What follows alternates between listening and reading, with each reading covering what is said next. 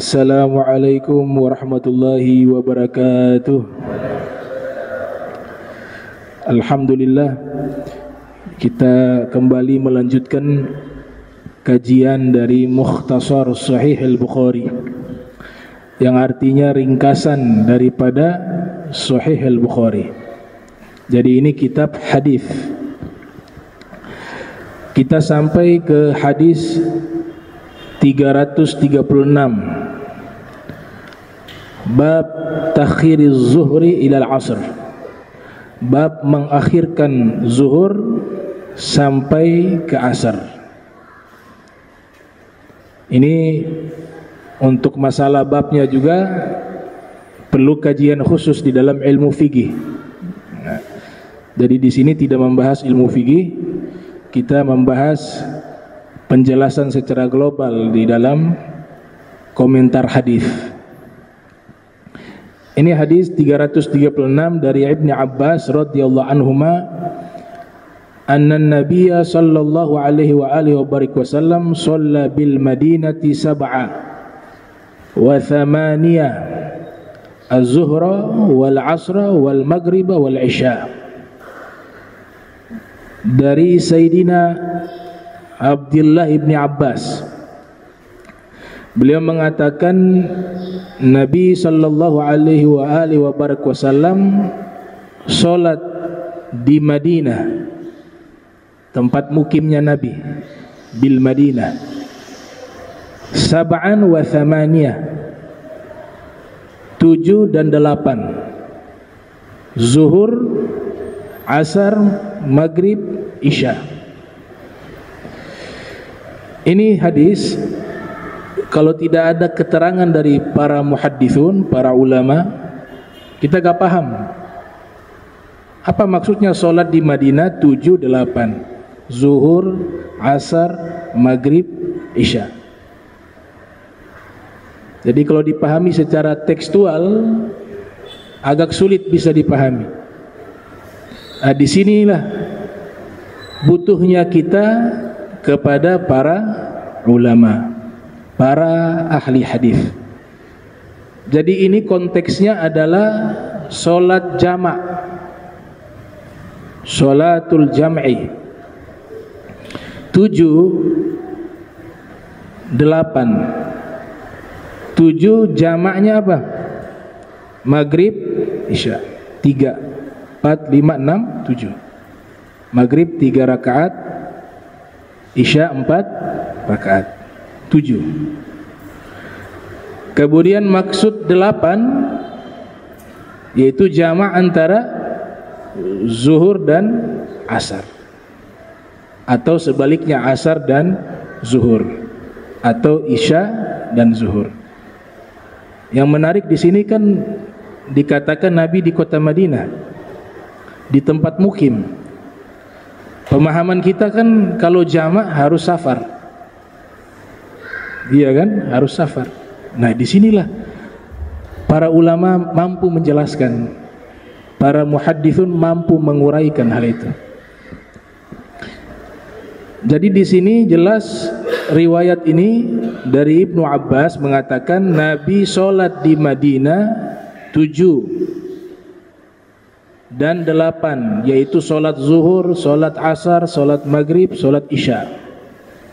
Dalam ilmu nahu namanya badal, tambahan keterangan. Jamak di dalam solat ada yang namanya takdim, ada yang namanya takhir. Kalau takdim, zuhur dengan asar, asarnya ditarik ke waktu zuhur, solat bersama dengan solat zuhur. Itu namanya jam'u takdim.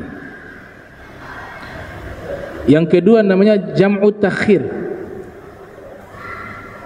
menjamakkan dengan mengakhirkan, yakni melaksanakan solat asar misalnya, zuhurnya itu ditarik ke waktu asar. Itu bedanya takdim dan takhir. Nah, sebelum kita bahas apa itu sholat jam'ah dan kapan bisa dilakukan sholat jamak tersebut, itu spesifikasinya di dalam kajian ilmu fikih, bukan ilmu hadis. Tapi saya akan bahas secara global saja, karena kalau dibahas secara spesifik waktu tidak cukup. Akhirnya kajian ini berhenti di dalam pembahasan fikih saja. Yang pertama perlu diketahui di sini, tidak ada keterangan tambahan seakan-akan pernyataan ini menyatakan bisa kita ikut Nabi sholat walaupun tidak safar, kita jamak. Padahal di sini ada beberapa syarat dan sebab. Jamak itu harus memiliki sebab sehingga sholat itu bisa dijamak. Jamak artinya digabungkan. Yang boleh digabungkan hanya zuhur asar, asar zuhur, maghrib isya, isya maghrib. Isya ke subuh gak bisa, subuh ke zuhur juga tidak bisa. Asar ke maghrib juga tidak bisa. Itu namanya jam'u atau menjamak sholat. Nah, Imam Malik dan juga di dalam syarah Fathul Bari ditulis oleh Al-Hafiz Ibnu Hajar Al-Asqalani menyatakan ada tambahan redaksi hadis di dalam riwayat tersebut, yaitu ada yang bertanya kepada Ibnu Abbas, apakah Nabi ketika sholat di Madinah secara jamak itu di saat hujan? Maka ia mengatakan asa. Dia mengatakan asa. Boleh jadi. Boleh jadi. Imam Malik bin Anas yang lahir tahun 93 Hijriah, wafat 179 Hijriah, beliau menambahkan yang dimaksud dalam riwayat ini, Nabi menggabungkan sholat ketika berada di tempat mukim di saat itu terjadi hujan. Hujan yang begitu besar. Itu keterangan dari siapa? Imam Malik bin Anas, tahun 93 lahir, wafat 179 Hijriah, gurunya Imam Syafi'i. Imam Nawawi menyatakan riwayat ini maksudnya ketika keadaan sakit. Keadaan sakit.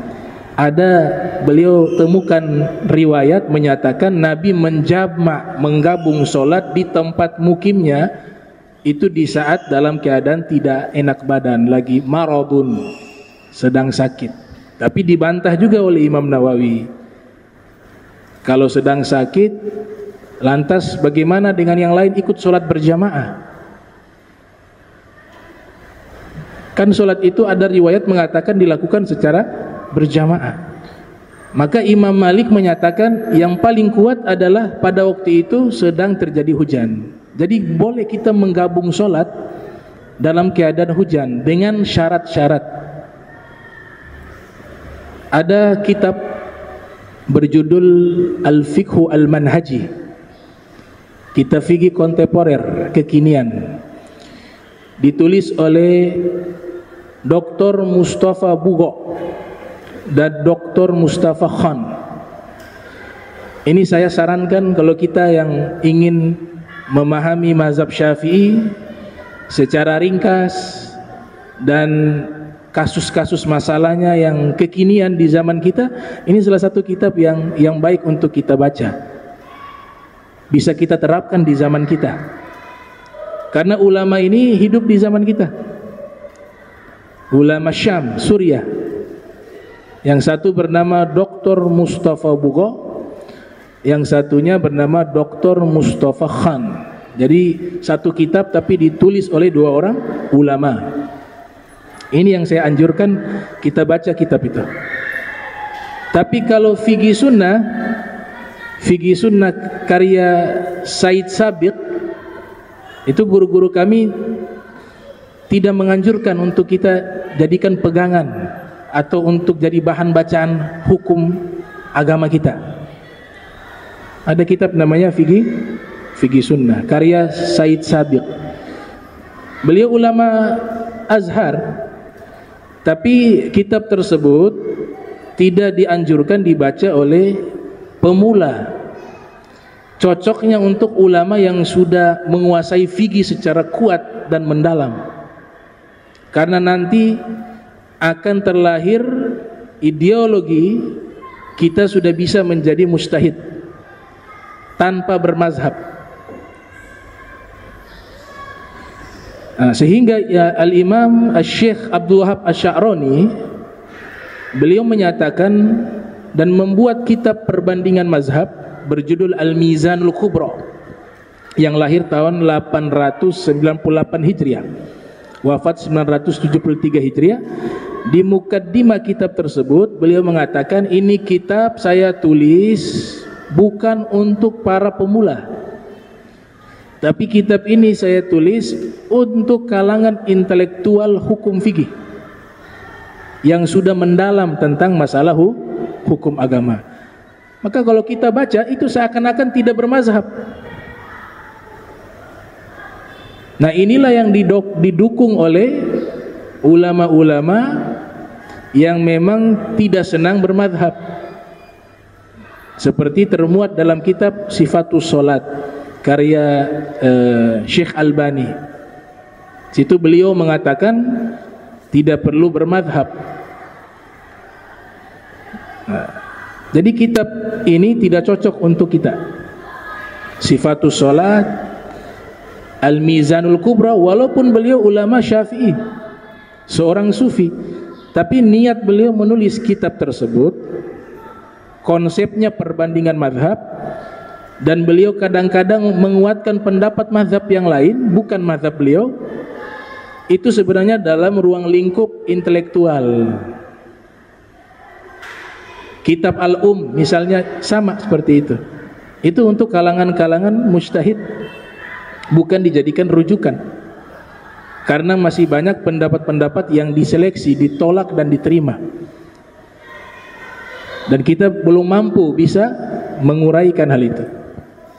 Jadi saya anjurkan kalau zaman kita ini, kitab fikih yang cocok untuk kita baca, nama kitabnya Al-Fiqhu Al-Manhaji karya Dr. Mustafa Bugo dan Dr. Mustafa Khan. Ini kalau kontemporer ya, yang kekinian. Tapi kalau kita mau lagi lebih mendalam, kita ikut regulasi ulama di pesantren-pesantren yang ada di berbagai dunia ini.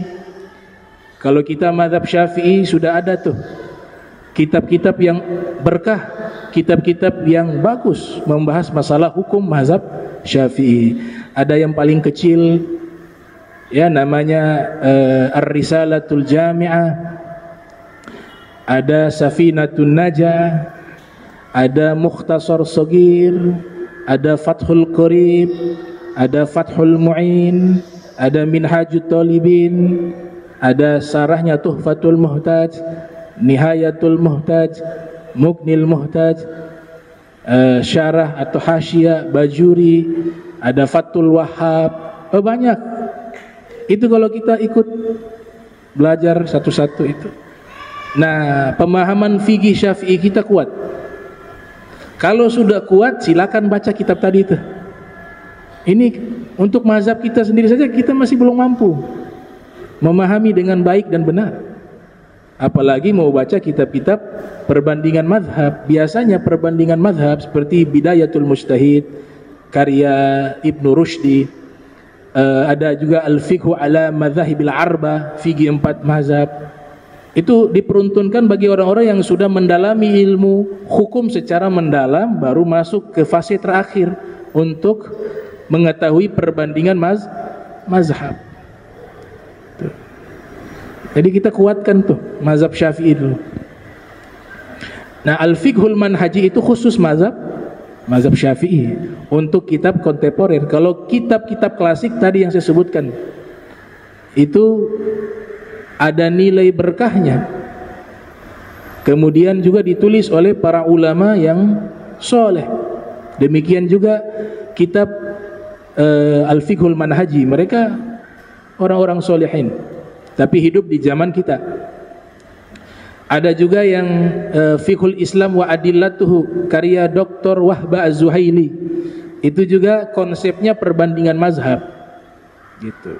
Jadi untuk memahami hukum mazhab Syafi'i, bacalah pertama kitab-kitab ringkas, mukhtasar. Dia kecil tapi ilmunya besar, kata ulama. Latifatun saghiratun fil hajmi lakinnaha kabiratun fil ilmi. Bentuknya saja kecil tapi ilmunya sangat besar. Tujuan membuat kitab ringkasan bukan hanya paham tapi hafal. Man hafizal mutun nalal funun. Siapa yang hafal kitab-kitab ringkas, dia akan menguasai cabang-cabang ilmu. Nah, itu sekedar pengantar untuk kita bisa bijak membaca buku, tidak main asal baca. Akhirnya dia dhallun wa mudillun, dia tersesat dan nanti menyesatkan orang. Dhallun wa mudillun. Nah, solat jama' empat mazhab sepakat hukumnya itu mubah, hukumnya itu boleh, mubah. Kalau qasar terjadi perbedaan pendapat. Ada yang berpendapat qasar itu adalah hukumnya wajib, ada yang mengatakan sunnah, ada yang mengatakan sunnah muakkadah dari lintas mazhab. Kalau jama' mubah. Nanti ada istilah baru, dikatakan kalau perjalanannya jauh sekali 3 marhala, afdol untuk jama'. Nanti jaraknya juga itu dikira-kirakan. Jarak kapan sudah bisa qasar dan belum, itu diperkirakan. Ada salah satu ulama, sekarang kita bahas solat jamak atau kapan dibolehkan kita menjamak solat. Kalau kita jelaskan secara keseluruhan, ada 7 keadaan. 7 keadaan dibolehkan kita menjamak.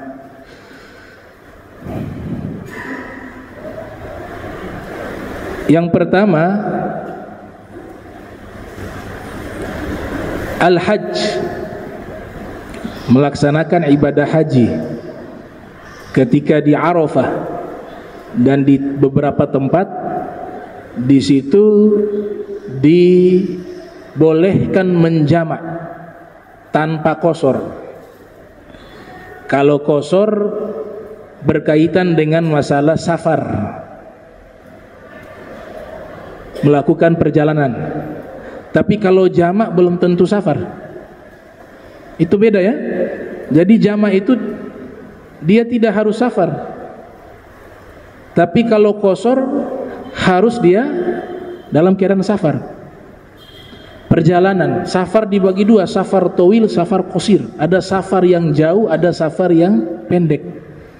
Yang jauh di dalam kitab Fiqhul Islam wa Adillatuhu 90 km. Yang qasir di dalam kitab Al-Fiqhul Manhaji 81 km ke bawah, itu namanya qasir. Nah, orang ketika melakukan ibadah haji, dia berada di Arafah, itu dibolehkan dia jamak. Kalau qasar, kalau yang safar, dia musafir. Tapi yang mukim tetap konteksnya jamak. Bahkan ada ulama mengatakan al-qasar min ajli safar, la min ajli nusuk. Meringkas, qasar itu meringkas solat yang 4 rakaat. Meringkas solat yang 4 rakaat dijadikan menjadi 2 rakaat. Jadi tidak ada qasar maghrib dan qasar subuh. Kalau qasar maghrib tinggal 1 rakaat. Yang lebih fatal qasar subuh, tidak solat. Karena qasar 2 rakaat, subuh itu 2 rakaat. Dulu terjadi tuh, ada orang berfatwa As-Sayyid Muhammad bin Alwi Al-Maliki menulis dalam kitab Al-Manhalul Latif tentang mustalahul hadis. Beliau sebutkan nama orang tersebut, cuma saya tidak mau sebut. Jadi semua pertanyaan disampaikan ke beliau, beliau jawab masalah fikih, masalah hukum, padahal basicnya bukan dalam bidang hukum. Mungkin dia basic di ilmu yang lain, tapi karena pengen jawab semua, ada yang bertanya, sholat maghrib ada kosornya tidak? Ya katakan ada kosornya. Berarti 1 rakaat. Kemudian mulai mencari dalil, ya aqallu sholah rak'atah, aqallu sholah rak'ah, paling sedikitnya sholat kan 1 rakaat, sholat witir itu. Padahal ini bertentangan dengan kesepakatan para ulama bahwa tidak ada qasar di dalam sholat maghrib dan sholat subuh. Dia hanya berlaku di sholat yang 4 rakaat. Jadi sholat qasar karena safar, sholat jamak belum tentu safar. Itu yang pertama, orang haji bisa untuk dia menjamak ketika berada di Arafah misalnya. Dan terjadi perbedaan pendapat tuh antara sesama sahabat Nabi tentang masalah ini. Tadi kami baca kitab Hayatus Sahabah karya Syekh Muhammad Yusuf Al-Kandahlawi. Itu di bab tentang perbedaan pendapat. Abu Dzar Al-Ghifari datang ke Mina melaksanakan ibadah haji.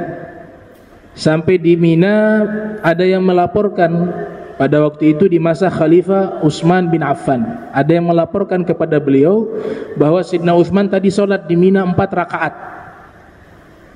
Maka Abu Dzar Al-Ghifari memprotes itu. Gak ada ketika haji di Mina sholat 4 rakaat, kata Abu Dzar Al-Ghifari. Sidna Abu Dzar protes, saya ini pernah sholat bersama Rasul, bersama Sayyidina Abu Bakar, Sayyidina Umar. Kami sholat di Mina ini 4 rakaat ketika ibadah haji. 2 rakaat, mohon maaf. Kami sholat 2 rakaat, bukan 4 rakaat ketika ibadah haji. Maka yang dilakukan oleh Sayyidina Utsman bin Affan 4 rakaat itu dikritik oleh sahabat Sayyidina Abu Dzar Al-Ghifari. Setelah mengkritik itu, beliau sholatnya 4 rakaat, bukan 2 rakaat, padahal beliau menyalahkan sholat 4 rakaat di Mina. Ada yang bertanya kepada beliau, kenapa kau salahkan yang sholat 4 rakaat di Mina tapi kau kerjakan 4 rakaat? Ya karena ada perintah dari Nabi harus taat kepada pemimpin. Maka saya bentuk taat kepada pemimpin, saya ikut sholatnya walaupun beda pendapat dengan saya. Nah ini para ulama fikih mengatakan kalau qasar tadi yang 4 berarti sholat sempurna dari Sayyidina Utsman bin Affan. Yang 2 rakaat berarti qasar dalam sholat yang 4 rakaat. Nah para fuqaha memberikan penjelasan bahwa qasar itu dia sebabnya adalah safar, bukan karena ibadah. Nah, sehingga yang kuat itu adalah apa? 4 rakaat, bukan 2 rakaat. Itu yang pertama. Yang kedua, dibolehkan kita menjamak sholat ketika al-maradu, sakit. Sakit itu yang membolehkan kita tayamum. Pada waktu itu dibolehkan kita menjamak sholat dan tidak perlu mengulang sholat ketika sudah sehat. Ini kemudahan dari Allah Subhanahu wa ta'ala. Yuridullahu bikum yusra wala yuridu bikum usra. Allah ingin kepada kalian kemudahan. Al-masyaqqatu tajlibu taisir. Kesulitan itu di dalam hukum syariat dijadikan menjadi mudah sesuai dengan kaedah tentunya, bukan karena insting kita mengatakan itu mudah. Jadi lagi sakit tidak bisa wudu, tayamum, jamak, dia hanya dibolehkan menjamak, menggabungkan sholat, tapi tidak bisa qasar. Karena qasar itu harus safar, bukan sakit. Kalau sakit dibolehkan menjamak. Kemudian tayamum tidak perlu repot-repot, harus pindah-pindah tembok. Dia tidak mustakmal itu tembok. Mustakmal itu bekas pakai bersuci yang sudah tidak boleh digunakan bersuci kembali. Itu konsepnya hanya kepada air wudu. Kalau mustakmalnya debu berbeda. Dia ketika sudah ada di anggota tubuh yang dimana diwajibkan wudu, tayamum di situ, maka itulah yang menjadi mustakmal, bukan yang berada di dinding. Tapi kalau air yang di tempat air, wadah yang di situ ada air, kita letakkan tangan kemudian niat untuk berwudu, dia bisa menjadi mustakmal kalau dia kurang dari 2 kula. Itu beda antara debu dan air. Jadi sakit boleh menggabung sholat. Yang ketiga yang boleh kita gabung sholat ketika safar, tentunya bepergian. Safar dibolehkan kita menjamak sholat. Di sini ada beberapa pendapat ulama. Jadi safar yang jaraknya jauh, ada yang berpendapat demikian, qaulun mu'tamad. Jadi ketika sudah 90 km baru dia jamak. Pendapat kedua mengatakan tidak perlu harus pakai kilometer. Dikira-kirakan dia keluar dari tempat tinggalnya ke satu kota, Ternate Tidore. Di Tidore sudah bisa jamak. Ada yang berpendapat safarun qasir 30 km sudah bisa jamak, tapi tidak bisa qasar. Kalau qasar harus 90. Safarun tawilun, tapi kalau jamak ada yang berpendapat 30 km sudah bisa jamak. Ada juga yang berpendapat yang penting pindah atau sedang jalan ke satu kota yang berbeda. Itu. Dan juga ada fatwa menyatakan bahwa jamak takdim bisa dilakukan di tempat dia tinggal dulu. Tidak harus dalam keadaan safar. Di tempat dia tinggal dia jamak kemudian dia jalan. Ada pendapat demikian. Ini khususnya bagi orang yang takut ketinggalan pesawat atau kapal, bisa diamalkan ini, nggak ada masalah. Ada perbedaan pendapat, tapi ada pendapat ulama seperti itu. Dikondisikan. Itu yang ketiga dalam keadaan safar. Nah, yang keempat itu al-matar, hujan. Ketika hujan sangat deras, sangat kencang, sangat kuat, nah itu boleh jamak, tapi jamak takdim, tidak boleh jamak takhir. Jamak takdim itu pun ada 2 syarat. Dia lakukan itu di masjid, bukan di rumah. Mentang-mentang hujan, oh sudah saya jamak di rumah. Harus dilakukan di masjid. Kemudian yang kedua, hujan tersebut turun, kalau dia mau sholat pergi ke masjid pasti bajunya basah. Tapi sekarang dikasih kemudahan, ada payung, makanya ini gak berlaku nih. Ini konteksnya di zaman itu. Dia pergi basah. Kata Imam Malik, illatnya itu adalah bajunya basah kena air hujan dan sholatnya di masjid. Jamak takdim, bukan jamak takhir. Baru boleh dia menjamak sholat tersebut ketika hujan.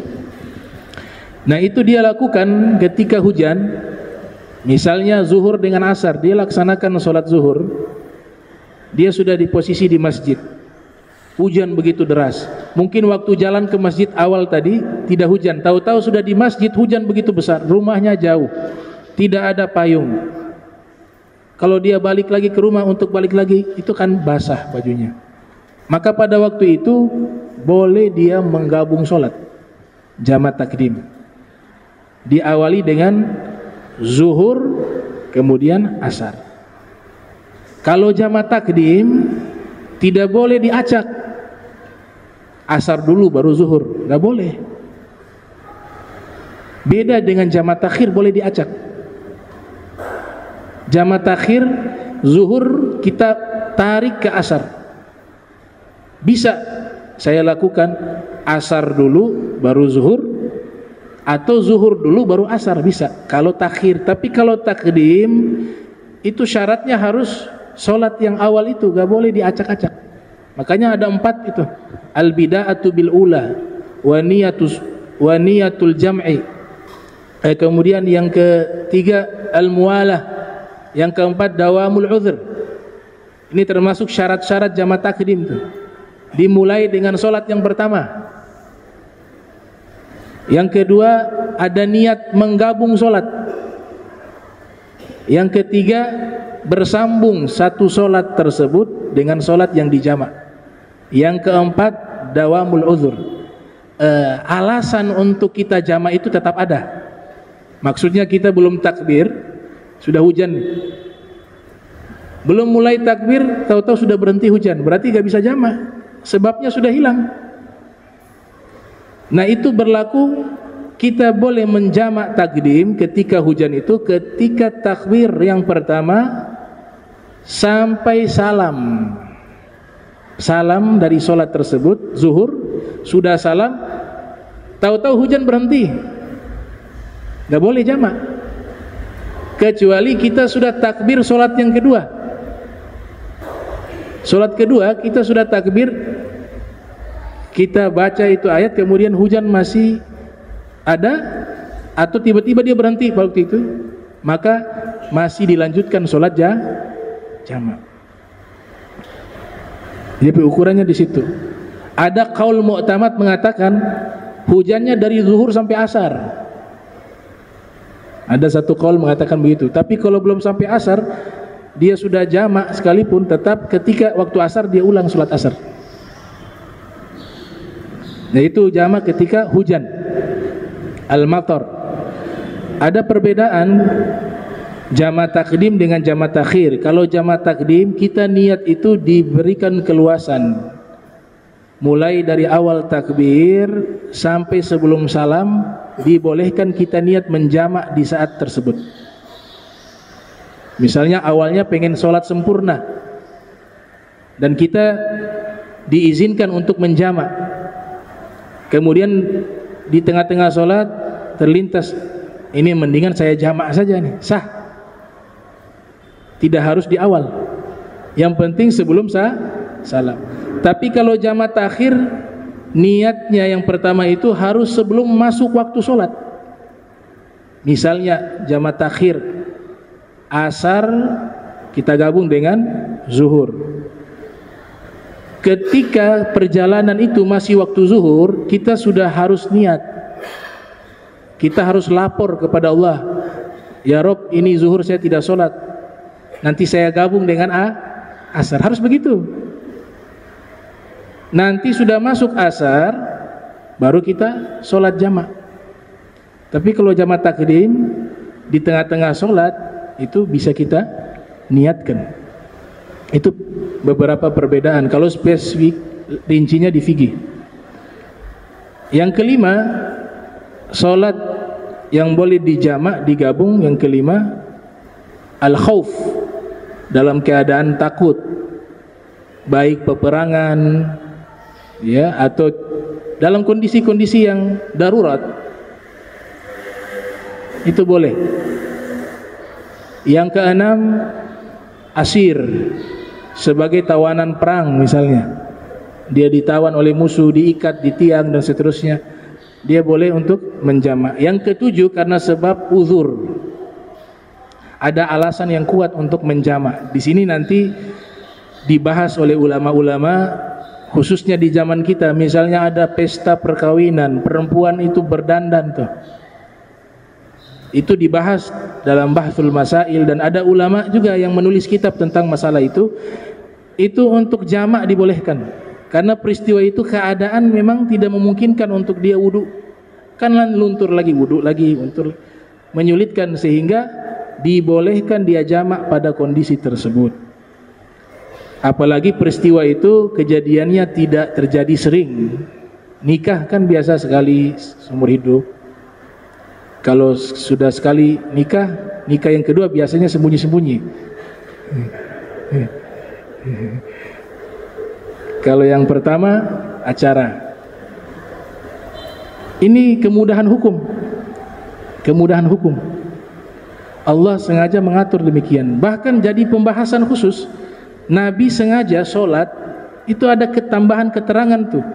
Nabi sholat jamak gabung di kota Madinah 7 dan 8. Itu Nabi lakukan, ada tambahan riwayat, min gairi khaufin wala matarin wala safarin.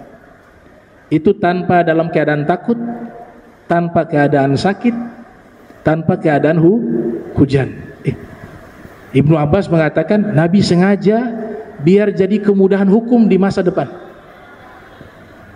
Sehingga ada ulama yang membolehkan kita tidak sakit, tidak dalam keadaan takut, tidak dalam keadaan hujan, tapi kita menggabung sholat dalam kondisi tertentu, boleh dilakukan dengan syarat jangan jadi kebiasaan.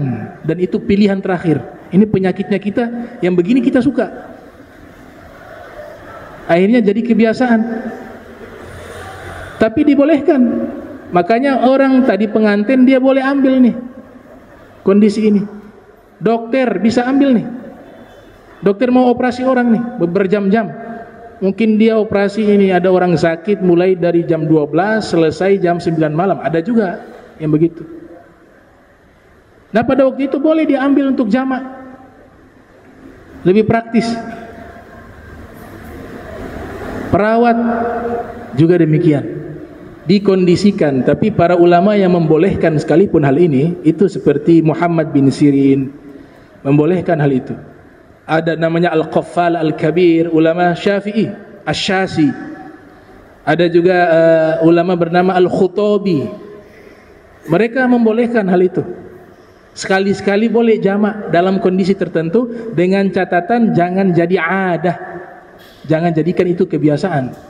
Dalam kondisi yang memang sudah terdesak sekali, kita gunakan itu sesekali.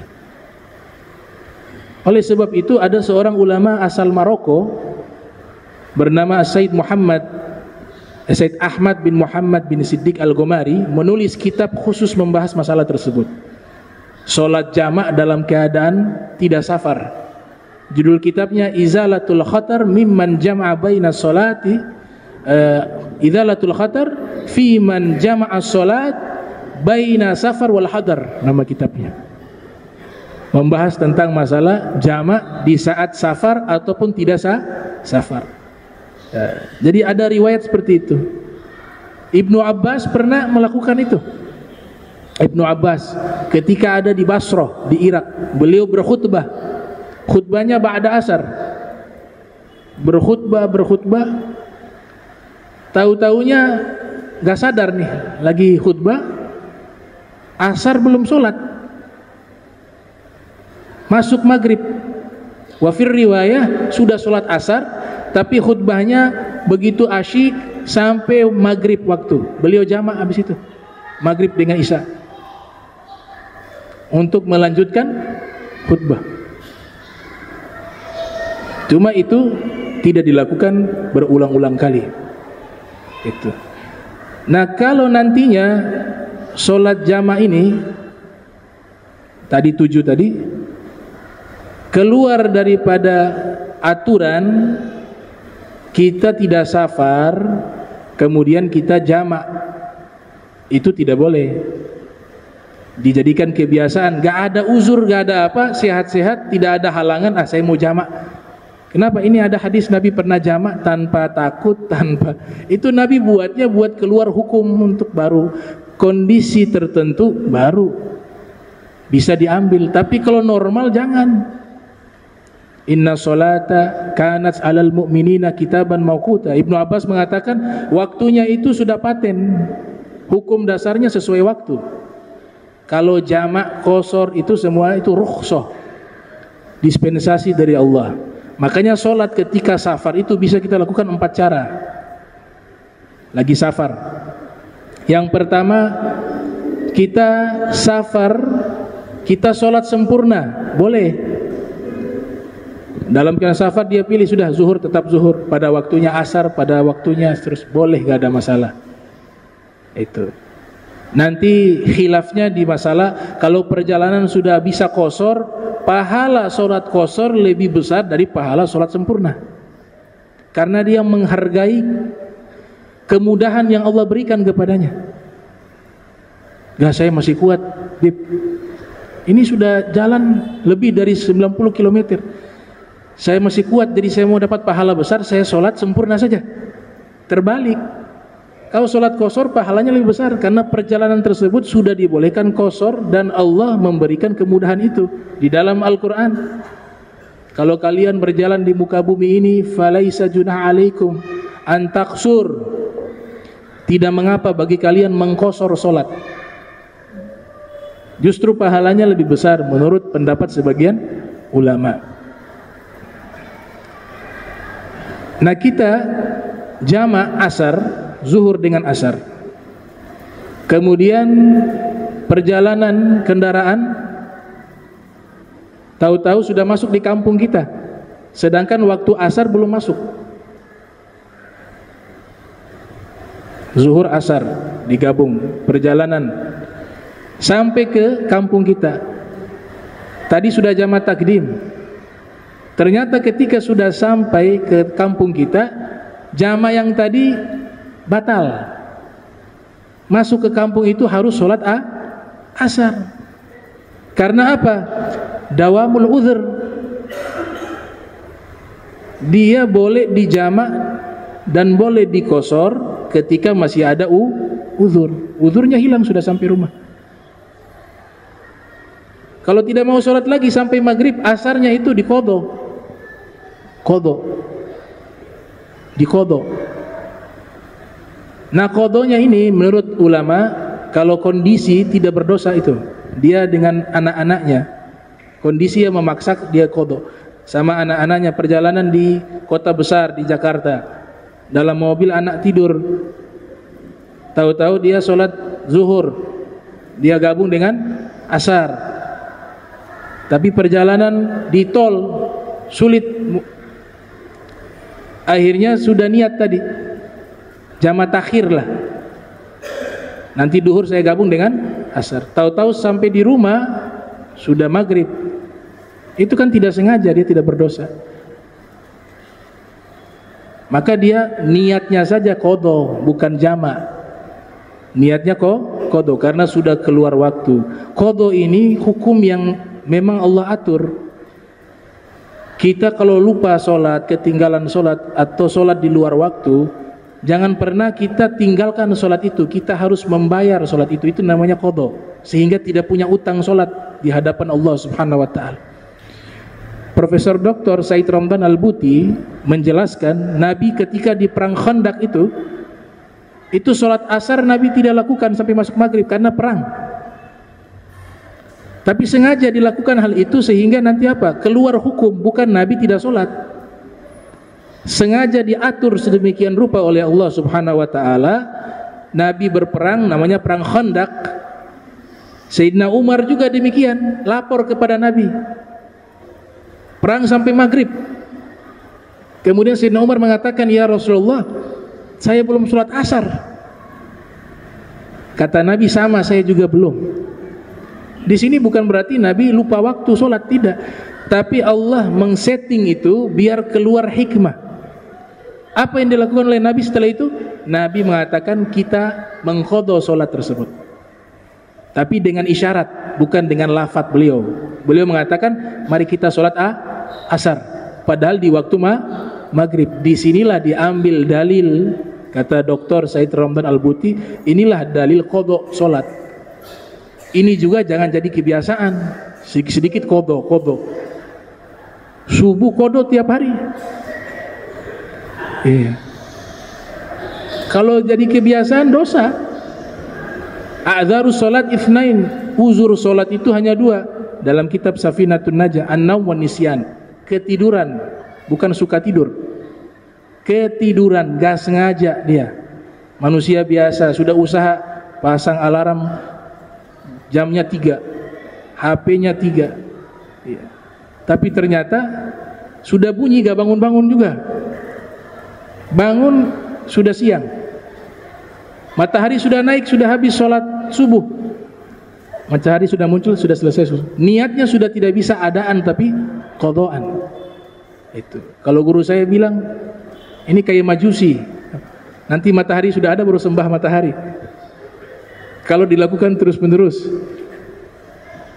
orang majusi kan sembah cahaya. Tapi kalau lewat qadaan, tidak sengaja, ini harus dilakukan. Sampai keluar ucapan mengatakan orang yang sholatnya lewat kemudian tidak sholat, dosanya double. Sudah tidak sholat, tidak qada lagi, 2. Sholat wajibnya sudah tidak dilakukan, kemudian membayarnya juga tidak dilakukan, 2 kali lipat. Kalau yang qadanya itu dia lakukan, yang qadanya dianggap menutupi hutangnya. Apalagi tidak sengaja dimaafkan. Tapi kalau sengaja berdosa tetap. Sengaja mau kodo-kodo terus, ya. Selalu waktunya krusial, dekat-dekat tuh. Asar sudah dekat maghrib baru sholat, maghrib sudah dekat isya baru sholat, isyanya sudah dekat subuh baru sholat. Waktu-waktu yang disebutkan oleh ulama waktu haram. Waktu haram itu apa sholat? Waktu haram sholat itu ketika sholatnya sudah mendekati sholat di waktu yang lain. Sah sholatnya, tapi kebiasaan ini diharamkan oleh ulama. Nah, maka di tafsir Jalalain itu kan dikatakan tuh, wailul lil musallin alladzina hum fi sholatihim sahun. Itu dalam tafsir Jalalain, makna celakalah orang yang sholat, yang lalai dalam sholat mereka. Itu ditafsirkan di dalam tafsir Jalalain, maknanya adalah yang suka mengundur-ngundur waktu sholat hingga masuk di waktu sholat yang lain. Dia masuk di ayat itu. Saya berpikir ini sudah sholat, padahal hanya masalah waktu dia undur-undur masuk ke waktu yang lain. Nah, bagaimana yang gak sholat? Yang sudah sholat tapi waktunya dia tidak jaga dengan baik, sudah masuk ke ayat tersebut, celakalah orang-orang yang sholat, yang selalu mengundur-undur waktu sholat. Itu dinyatakan wailun. Wailun maknanya 2, makna neraka wail atau maknanya celaka.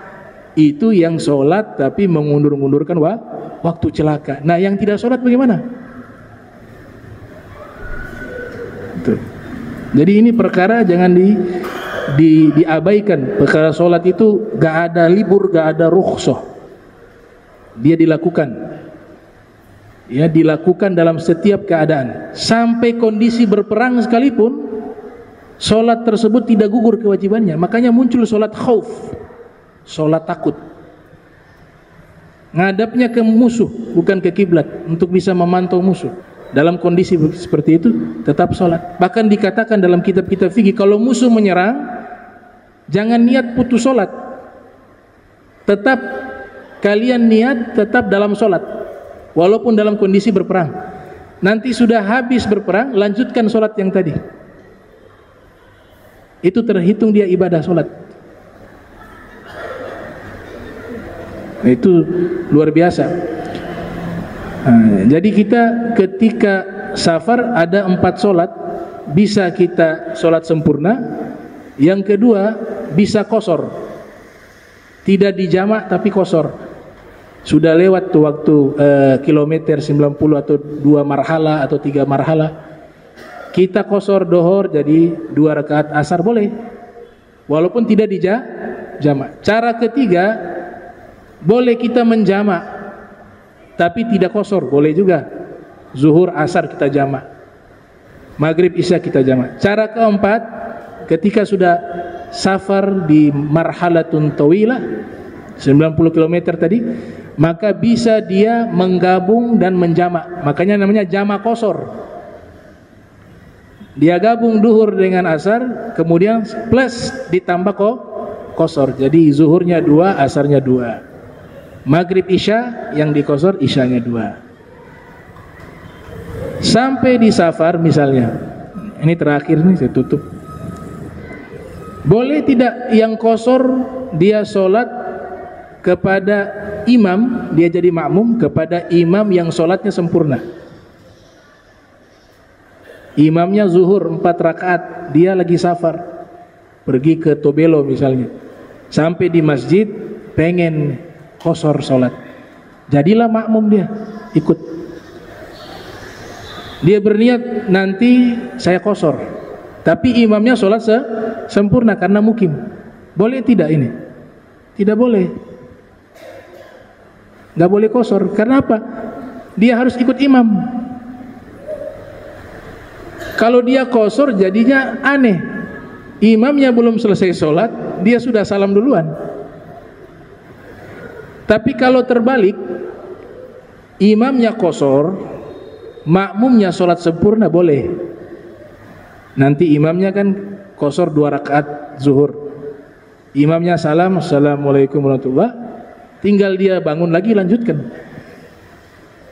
Nah itu cara-cara, ini belum masuk ke fikihnya. Kalau fikih lebih spesifik tuh. Makanya nanti kalau kajian fikih insyaallah akan sampai ke bab itu. Tapi ini hanya pembahasan secara ilmu hadis, secara global seperti itu. Ya insyaallah nanti kita lanjutkan lagi pembahasan ke hadis 338. Ini membahas juga tentang masalah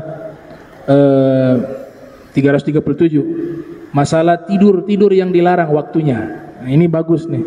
Ada di dalam adab-adab keislaman, ada waktu-waktu tertentu yang dilarang kita tidur di waktu tersebut. Insyaallah pertemuan berikut kita akan bahas secara spesifik tentang masalah tersebut. Bismillahirrahmanirrahim. Alhamdulillahirabbil alamin. Allahumma shalli wa sallim ala sayidina Muhammad. Allahumma jam'ana hadza jam'a marhuma wa tafarraqana min ba'di tafarraqa ma'suma wa la tajal minna wa la minna syakila mahruma. Subhanaka bihamdika asyhadu an astaghfiruka wa atubu ilaik. Wa sallallahu ala sayyidina Muhammadin wa ala alihi wa sahbihi wa barik wasallam. Wa lafu minkum wassalamu alaikum warahmatullahi wabarakatuh.